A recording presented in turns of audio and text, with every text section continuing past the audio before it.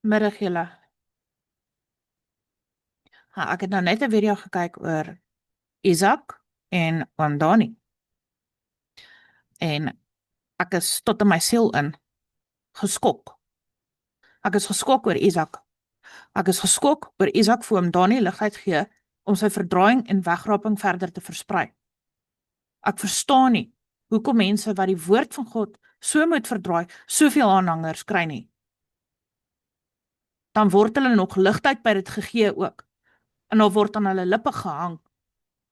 En die mense wat juist die ander mense probeer waarsku teen dit, word so gekruisig om te sê hoe wreed ons is. Daar word selfs die valse profete met Jesus gesimboliseer en ons word gesê ons vervolg Jesus nou. Ek dink mense moet begin besef die paadjie na die Here is baie smal.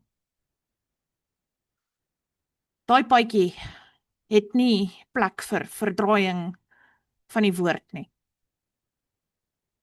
Ons wat ander waarsku om nie God se woord te verdraai nie, sal deur die gepepel wat dit toelaat om God se woord te verdraai, nog uit hierdie samelewing geskop word. Dit herinner my so erg aan die merk van die dier.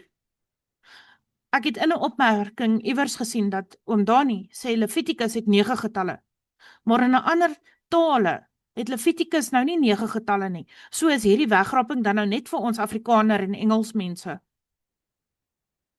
Hoekom sal die Here ander nasies uitlaat? Oom Dani, hoekom word Christene by die duisende reeds doodgemaak in Nigerië en ander plekke as hulle nie weggeraap gaan word nie?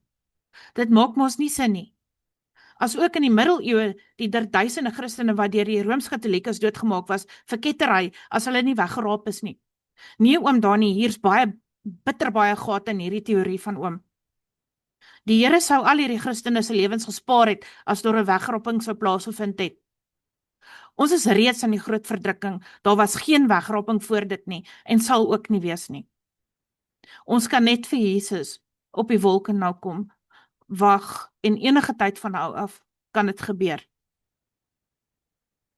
Baie dankie dat julle geluister het. Asseblief, subscribe na my kanaal, share hierdie video, laat die mense kan sien.